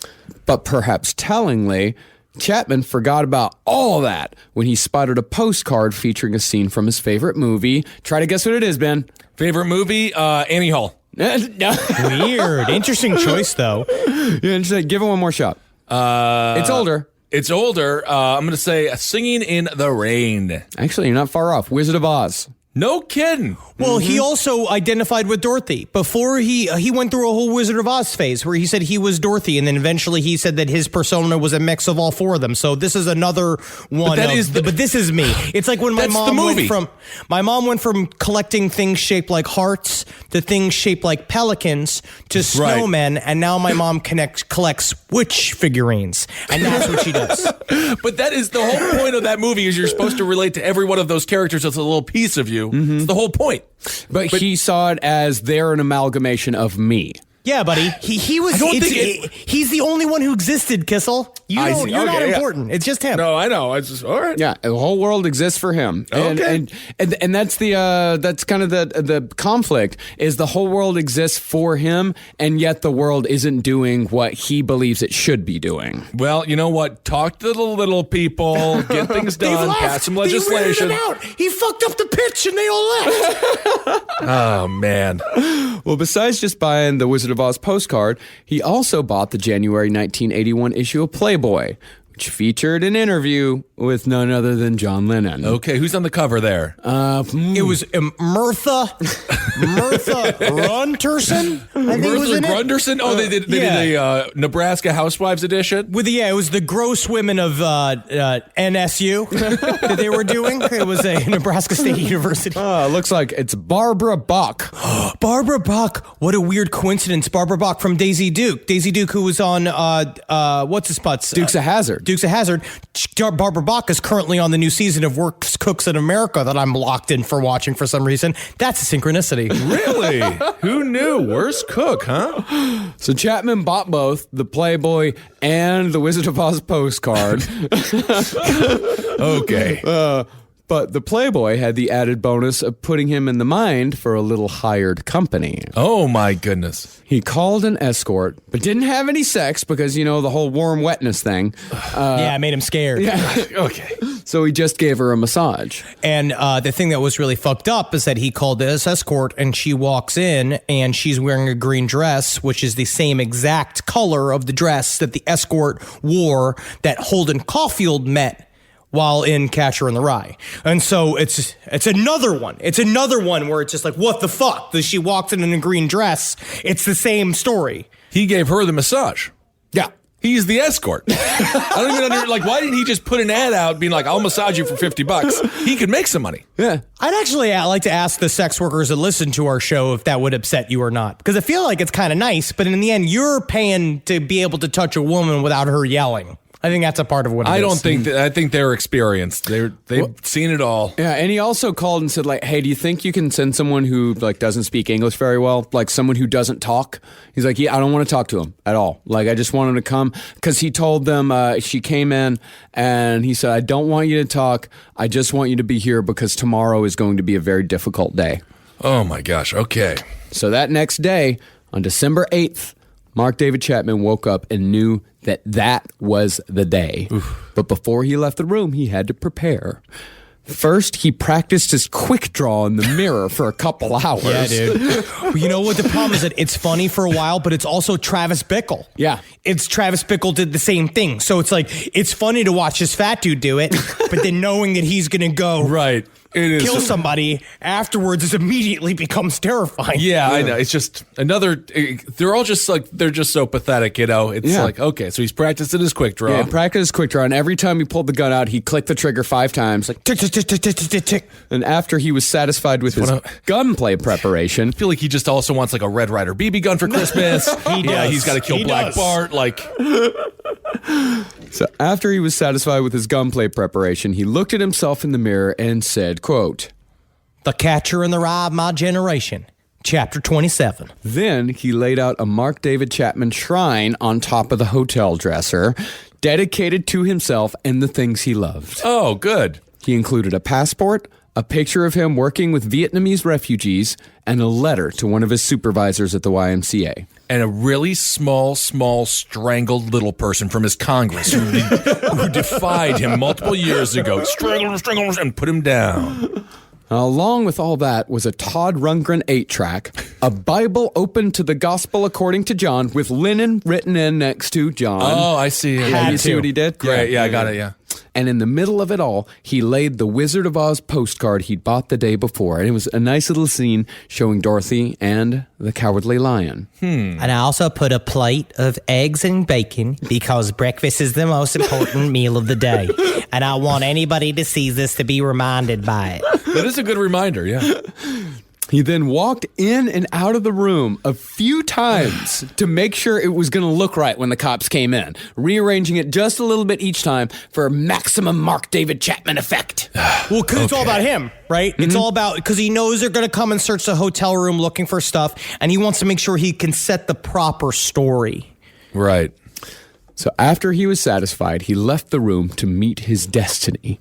First, he stopped at a bookstore and picked up a copy of Catcher and a pen. He opened the cover and wrote on the first page, "This is my statement," underlining the word "this," and then signed it, Holden Caulfield, The Catcher in the Rye. Okay. He then went to the Dakota and started his day-long stakeout, armed with a copy of Catcher, a copy of Double Fantasy, and his .38 special loaded with 5 hollow point bullets. And it's sitting in the pocket of his jacket the entire day. Like, Right. it's sitting there. He had dressed himself in many, many layers. I mean, obviously, it was still cold out, so it worked. But he was trying to hide the gun. But his hand was on the gun all day. Right. Waiting to go. And no one thought this was suspicious, even like pacing around, or was he like dressed like a bush? Like, how He did was with a bunch of people. There was a bunch of people standing there, too. I see. Okay. Yeah, and there were other guys, like there was a guy there that was a photographer that pretty much made his living harassing John Lennon. One of these and so, guys. like, Mark David Chapman made friends with him. Okay. You Well, know, that sounds like a good yeah. acquaintance for him to make. Yeah. Both and he equally annoying. And the other thing that he did is he put a piece of cardboard in his pocket so it would hide the outline of the gun and his hand. So no one actually knew that he had a gun. So after that, after he got there, you know, after all these coincidences, there was one more coincidence to go. And if this one is true, it might be the most amazing one of all. So the Dakota, where John Lennon lived, was the setting of Rosemary's Baby.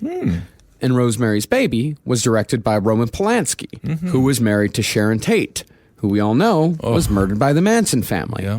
And the Manson family, as far as Chapman knew, were supposedly inspired by the Beatles song Helter Skelter, written by John Lennon. I think you mispronounced Helter Skelter. Helter Skelter. I think it was Heelter Skelter. Yeah, Helter Skelter, something like that. So on December 8th, 1980, as Chapman was outside the Dakota thinking about Rosemary's Baby, who should walk by but fucking Mia Farrow, No kidding. who starred in Rosemary's Baby. It's like every star was just right there. I mean, yeah, it's New York City. Yeah. Yeah, it's a city. It's a city that never sleeps. I heard that. I've heard that. Chapman said he saw this as the final confirmation that he was making the right decision. Oh my gosh. So at 11 a.m., the Lennon fan that Chapman had made friends with on Saturday showed up. And as Chapman and the fan were talking, a car pulled up in front of the Dakota and a small child got out.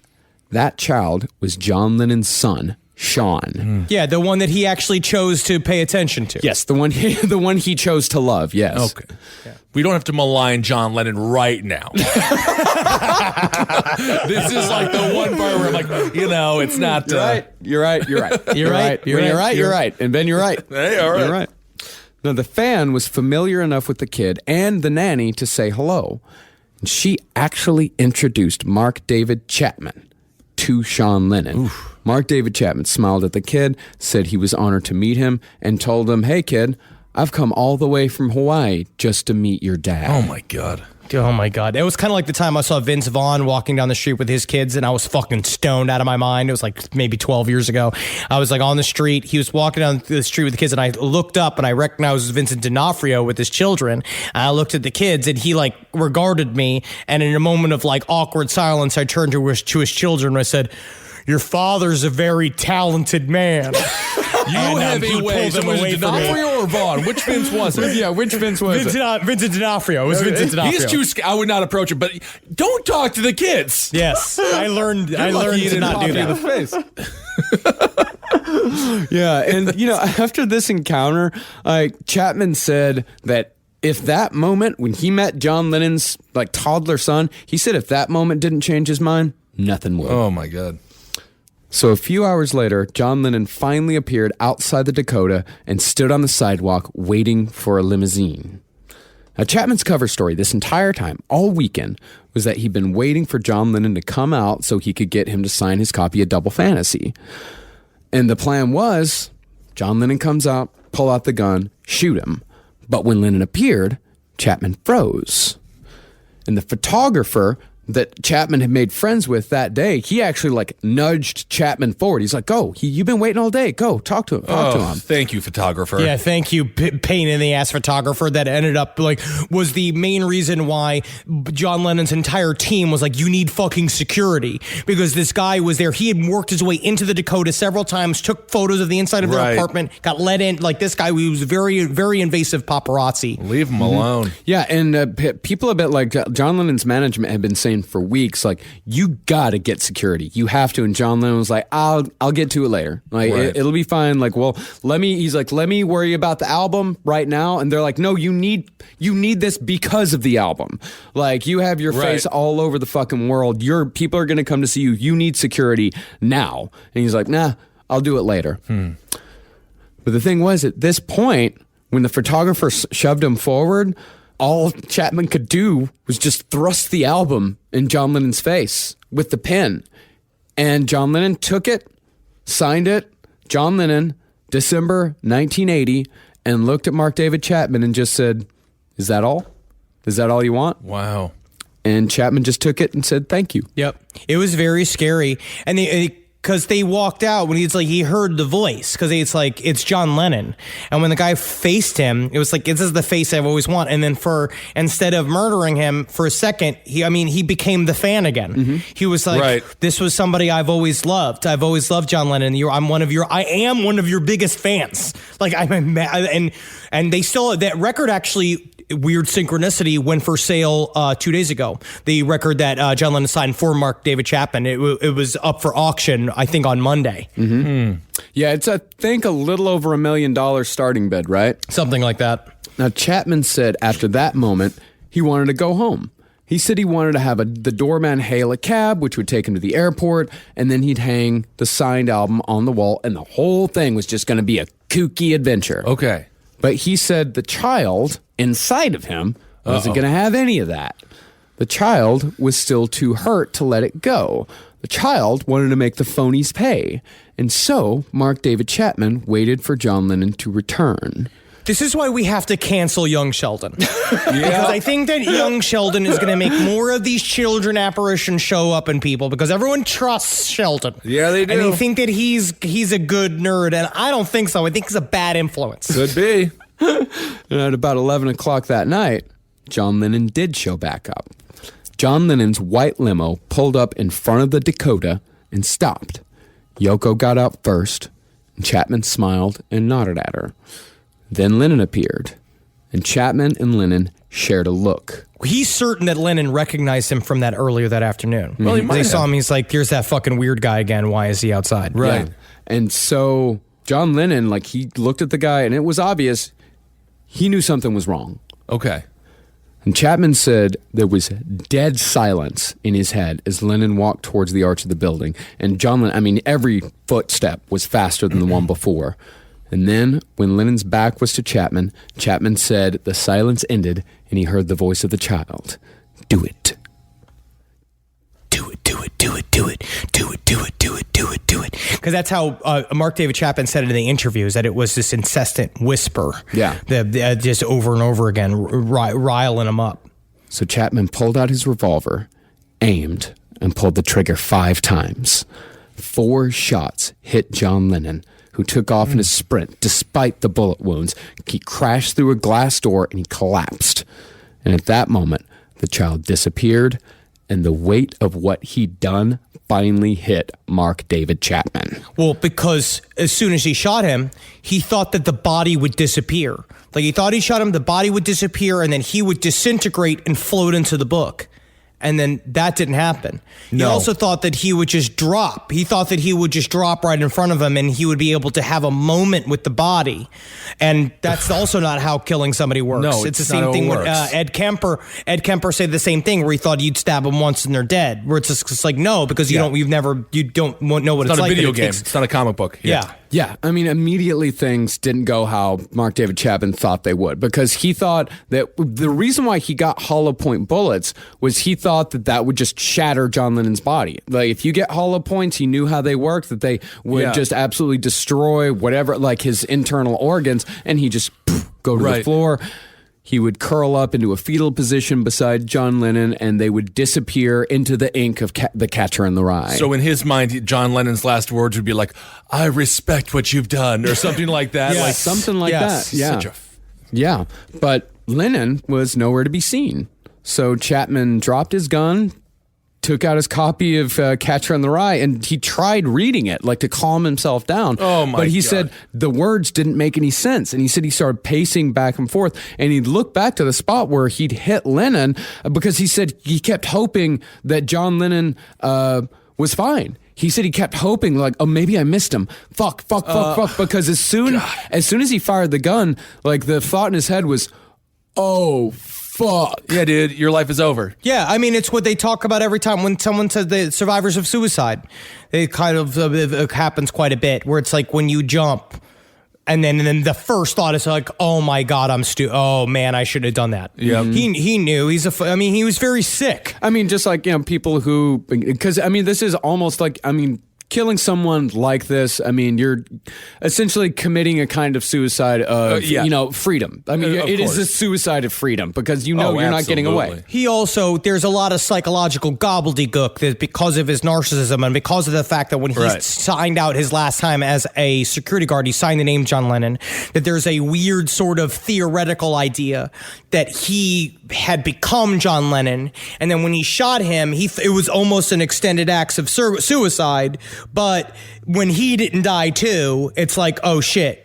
Yeah. Now there's consequences. Did he have that John Wilkes Booth thing where he's like, I'm going to be a hero. Once I get back to the South, they're going to love me. Well, yeah, kind of, because he thought that by killing John Lennon, he was the catcher. Because John Lennon was going to be the person. John Lennon was the man that was leading all of the innocents to their doom. But he was also punishing and saving John Lennon, because that's the other thing too. It's saving him from his own reputation by assassinating him and making him a martyr and doing the whole thing. So it's very obviously it's very complicated and fucked. Yeah, I mean, none of it makes any sense because he was a very mentally ill man. Right. There's not going to be a lot, like, the logic is going to fall apart very quickly. Well, naturally, he had a little person council. That was yes. Yeah, I understand. Well, anybody who suffers from mental illness, like, that the thoughts in your head, like, they're not logical. Like, that the things that you're thinking and the fears that you have, it's not logical. It doesn't make any sense, but you can't stop them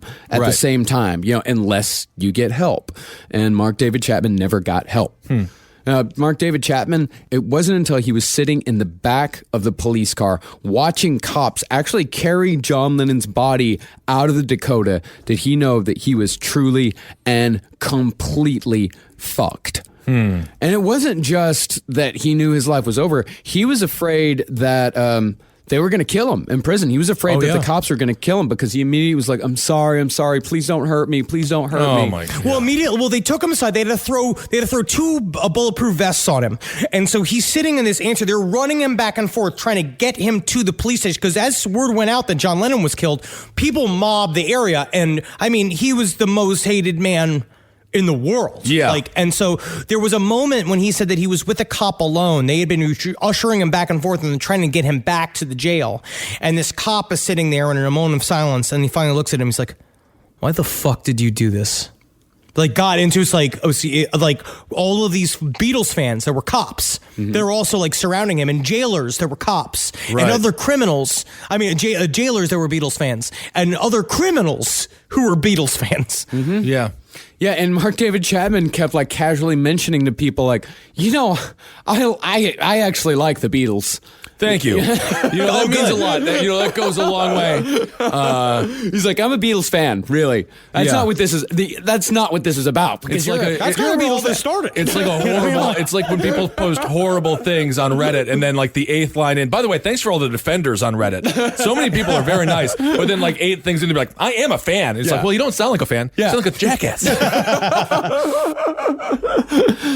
No, the thing is that when Mark David Chapman was getting processed and all of this, like his lawyers were like, so you're going to do an insanity defense, right? Yeah, that's what we're doing. I have to refer back to my legal counsel. Little people, please come in. They have told me no. They've told me no. The funny thing is that one of the little people did actually show up. A lawyer in his pocket. A particularly loyal minister named Robert. Robert came back, and Robert was literally just said, you're fucked, right? It was like his fantasy didn't even help him. He's like, you don't understand, God. right? That How you're is this- fucked. Like no one's gonna help you here. You're gonna get the chair. His fantasy is more rational than he is. Yes. It's such a that is so weird to me. Which makes you wonder if the fantasy is even that real. This is my problem. I think that it's a constant divide. I think there is a hard time to get to the truth here, because I don't know what is fake and what is not, because a part of it was there was a big lead up to get him an insanity plea, and then somewhere in the middle of it, and he's telling them about the little people, because all of this comes from every psychologist in the world asking him, why did you shoot John Lennon? He's telling them all these stories and shit, and then finally though at the very end during his sentencing, he jumps his own lawyers and pleads guilty, because what he said, I was going to use the pulpit or whatever it is, I'm going to use the stand to tell everyone to read Catcher in the Rye. And so he pleaded guilty and then read a passage from Catcher in the Rye, which is the passage of catching the children as they fall over the cliff. And they're all like, technically this makes you crazy. Right. If this was just a large marketing ploy for the 20th anniversary of Catcher in the Rye, John Lennon storms back into the courtroom and says, you got to buy the book. That would be awesome. Like, What? Yeah, because he said he was going to plead not guilty and use that and just constantly talk about Catcher in the Rye, and then Catcher in the Rye would be in the news constantly. But he said God himself got a hold of him and said, you need to plead guilty. You know, hey, don't mean to bother you. Just want you to know, I think this is a really good time to plug the book. You're like, wait a second, do you work for Penguin? Yeah, God works for Penguin. You know, the craziest thing is he might have gotten off. Hinckley got off, the guy who shot Reagan. He just went to a home. He went to a hospital. And you know what Hinckley was inspired by? Catcher in the Rye? Catcher in the Rye. And Mark David Chapman specifically. But he was the reason why. He shot Reagan to avenge John Lennon's death. That's what he was. It's a whole other side plot where he was inspired to be a good guy and murder the problem, who was Reagan. And then to try to get Jodie Foster to fall in love with him. Right. I kind of get why J.D. Salinger sort of just like slunk into the trees like that the Homer Simpson gif. After like 2 people are shot based on your book, I get just like, I'm going to the woods. Yeah. You know what, guys? It was a fucking book. Yeah, that must have been very scary. That must have been horrifying for him. I can't imagine just being an author and have that happen to you, and then all of a sudden you are. I mean, he was also a weird, terrible man, but that's just your art is making people pop off. Yeah, it's crazy. That's kind of insane. Yeah, totally. So Mark David Chapman put in the guilty plea. They gave him 20 years to life, up for parole in 2000. But shit did not go easy for Mark David Chapman after his sentencing. No, because think about it too. The last time, if he had just been crazy and put into a mental institution, remember the last time he was in a mental institution? He what about bobbed himself up to working for the fucking place. It's like he could have done it. Yeah, he could have done it, but he was too crazy to plead to the insanity plea. Right. Yeah. But the thing was is that for years after that, the only person who made life hard for Mark David Chapman was Mark David Chapman. Over the next 5 years, Chapman would claim, quote unquote, demon possession, and of course he acted accordingly. While awaiting transfer to Attica, Chapman took off all his clothes and destroyed his cell while spouting gibberish to try to call down the demons. He made a real production of it. Yeah. He was obviously, now again, he's just immediately back to searching for attention. Right. Yeah, and he even tried like sicken demons on his neighbor. His neighbor was this guy. He was they called him the Phantom of the Opera Killer. His name was Craig Crimmins. They call him the Phantom of the Opera Killer because he was a stagehand who had murdered a young violinist at the Metropolitan Opera. Oh, okay. Very interesting. I want to cover that story. That's a good little mini story. Yeah, it's a small one because I mean the whole story. I mean he was a stagehand, fell in love with this girl. He tried asking her out on a date. She said no, so he fucking pushed her out of the rafters. Not quite as romantic as the Phantom of the Opera, I have to say. No soundtrack. It is very scary to be a woman. Yes, it is. Yeah. But Crimmins, all he did was just light cigarettes and flicked him at his naked body, just burning him. And then eventually got sick of that and just like, get me out of here. Please, can I get a transfer? Well, he kept being like, "You're gonna murder me again, Craig. You're gonna murder me again," like acting like he is the lady and shit. And finally, he was like, "Get the fuck out of here!" And so he's going ape shit. Mark is saying he's like fake season out and like doing all this stuff. So they did a fun little thing where they pumped him full of a drug called stelazine. Stelazine, yeah. Stelazine. It was a powerful antipsychotic, and it causes in a weird reaction. It caused him paralysis of his head, throat, and voice to the point where every single time he fucked up and he was acting like a crazy person, they were like, "Do you want to get some Stelazine again?" He's like, "Well, you know what? I feel so much better. Just better. Yeah. I feel better." Wow. But still, for the next few years, Mark went back and forth between being normal and suddenly being possessed by demons. And sometimes he would act so erratically that they would have to hospitalize him. Yeah, dude. They dropped the hammer on him quite a bit. And he put on a good show, too. Like once in 1982, when he was being put into a van for transport to the mental hospital, he started yelling, "Just so you know, this is the new Mark. I'm rated X. Watch out. I'm very, very bad." I want to steal that. Like, this is the new Marcus. I'm rated X. Oh, wow. Very bad, yeah. Very bad indeed. Then, when he got to the hospital, he was so violent, they put him in a straitjacket. And, of course, he was trying to get out of it, so they just grabbed him by his hair and pulled him down the hallway by his hair. Okay. And in response to that, he yelled, "Pull it all out. I love it. Yank it. I love this. Yank it out."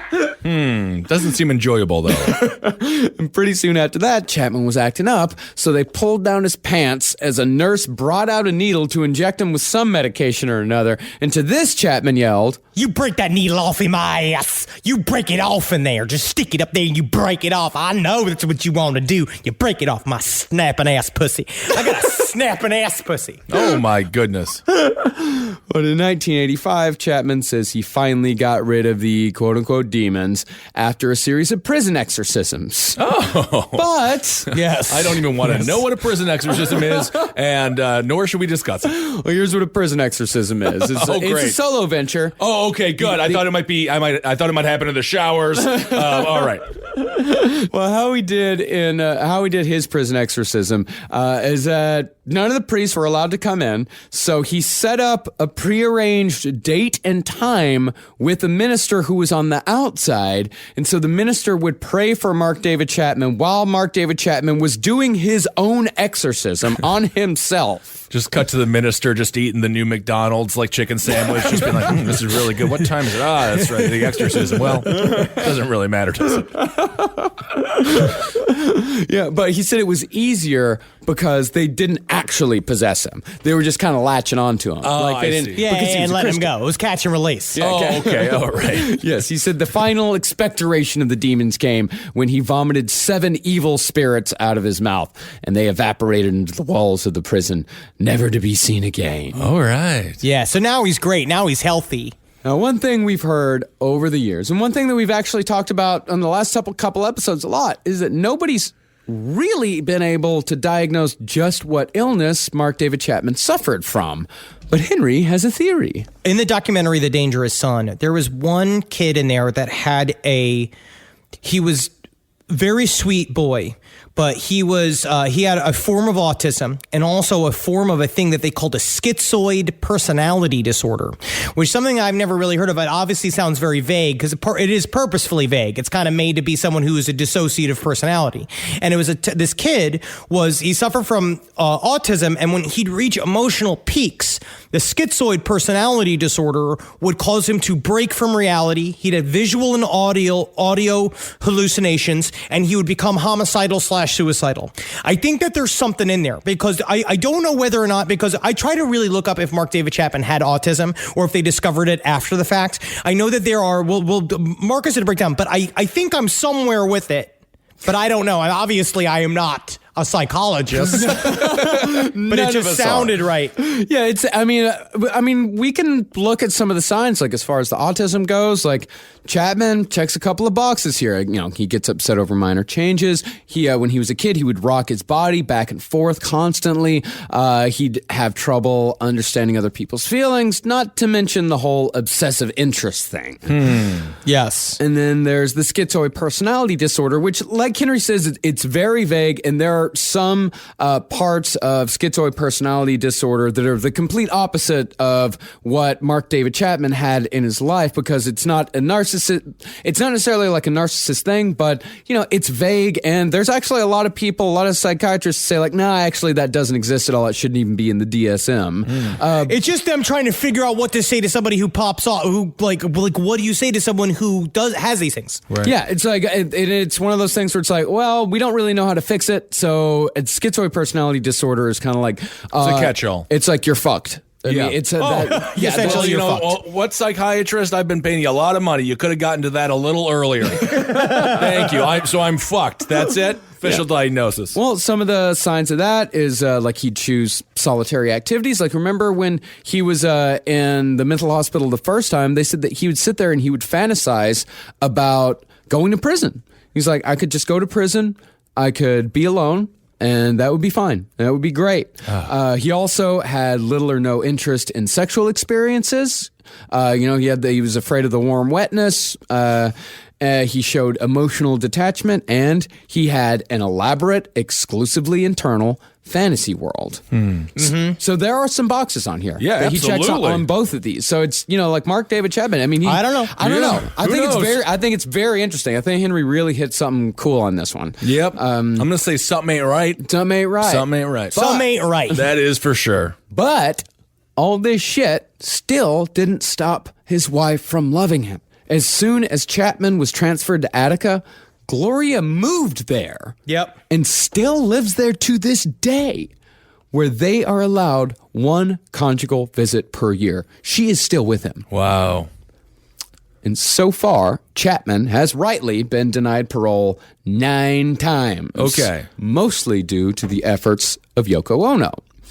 And he has given multiple explanations for his crimes over the years, but one tends to stand out. Chapman said at one point that he had an epiphany that he killed John Lennon so people would read Catcher in the Rye, which is just about the only way he could give his crime even a little bit of purpose.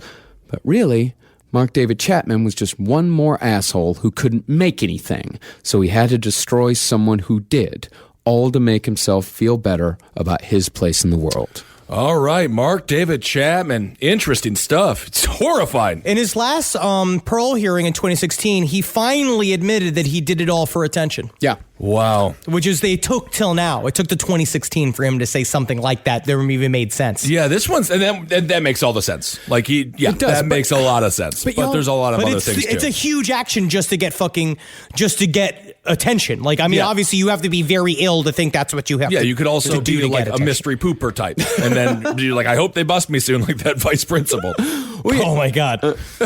And you also got to ask yourself, it's like, but is he just saying that as something else to try? Because he's tried something else. He tried other explanations 8 other times. And he's like, I want to get out of prison. Maybe if I just say I did it for the reason why they think I did it. So maybe if I try that, then maybe that'll work. With people like this, you just don't fucking know, and we're never going to know. No, and I would assume he's just going to die in prison. Yeah. The only thing maybe he gets very sick and they let him out do one of those type things if it mashes up with a parole. But Yoko would have to die. Yoko would have to die for him to get out of jail. Yeah. All right. I mean, fast. This one is really scary. Yeah. This one's really scary. Really, I mean, the only thing, like, we're never really going to know, but like the point of telling this story is that, you know, there were signs that things were wrong with Mark David Chapman. Yeah, there were quite a few. There were signs to, you know, his coworkers, signs to his wife, signs everywhere that something was wrong with this guy. And so if someone's showing these sorts of signs, reach out. Call somebody. But how do you do that with it's really hard with family. How do you say the hard word to somebody of like, you're scaring me? That there's something about your activity is scaring me. You have to be able to make those calls and say to someone, be able to be honest enough with somebody to being like, I really want you to get help. And it's not because I hate you or because I'm judging you. It's because you're going to become a danger to yourself or to other people. Yeah. That's what the Dangerous Son is all about, about how, like, what do you do when you have to, like, give your kid up to the fucking state, where you look at this kid and be like, you are dangerous. You're my child, but you are very scary. Yeah, we've had to deal with that a lot with foster care. You got to make hard choices. Once they get big enough and mature, it's very dangerous. Yes, it is. Yeah, but then again, they just become a recluse, like J.D. Salinger, and then they just end up. It's almost impossible. That's mental health as a solution is such a broad, vague idea that it's thrown around so willy-nilly, but it's really almost impossible in a lot of ways. But there is you can help. Do it. Yeah, you can. I've been good for get help 13 years now. Yeah. Look at that. Just 100% sane. Marcus hasn't freaked out at all. At all. Hey man, you have no idea what I would be like or what I used to be like. I'm just glad I'm solid as a rock. Yeah. All of us. Yeah, completely. because both of you guys, you really are such great examples to me. Yeah. Stalwart. People say I'm stalwart. People say I'm the rock of this group, as we know. Yeah. All right, everyone. Well, thank you so much for listening. Fascinating. Great research, guys. Unbelievable story. Really a lot more to that than I expected. That's for sure. Let's see. I want to, number one, thank you everyone who came out on Tuesday night to the Echoplex. Yeah. We did 2 sold out shows. It was the first time running them. And unlike, we are not extremely depressed. Which is good. It worked out. It was the first time ever saying those words on a stage, and we didn't know what those words were even going to be. And we're really getting there. So I think we got a fun new live show, and hopefully we can see you folks at Clusterfest here coming up in the next couple of weeks. And we're going to be announcing we are very close to booking a big show in July. We hope to be announcing that next week, and we also hope to have a few more dates for everyone coming up here very soon. But there will be another show announced next month. Sorry we can't. Sorry we're not able to come out and do as many live shows as we were able to last year, but the book is really it's taken up a ton of time, but it's going to be worth it. But also, no, when that book is done, we're going to be going on a very extensive tour. Yes. Once that book is done, we'll be going on a very extensive tour, taking it everywhere, all different sorts of spots. I'm really excited. Also, if you get a chance this weekend to check out the John Wayne Gacy art exhibit at Lethal Amounts, it was pretty incredible. I think it's sold out because somebody sent a link. I think all the tickets are gone there, but I don't know. Maybe not. Who knows? All right, everyone. Let's see. Thank you all so much for giving to our Patreon. We really appreciate it. Without you, none of this is possible.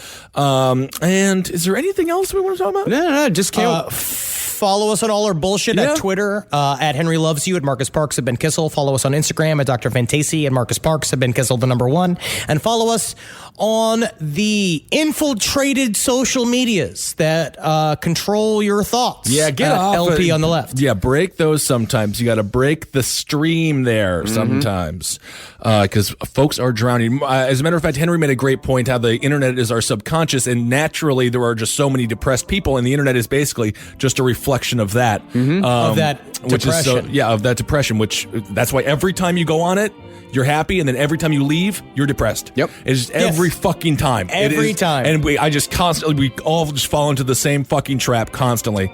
Just get the fuck off that bullshit. I never come away from the internet feeling good. Isn't that crazy? Just so you know, you're not alone in that. Yeah. So three men that have made their living on the internet also are hurt by it. But you know what I constantly. But you know what I come back feeling good from?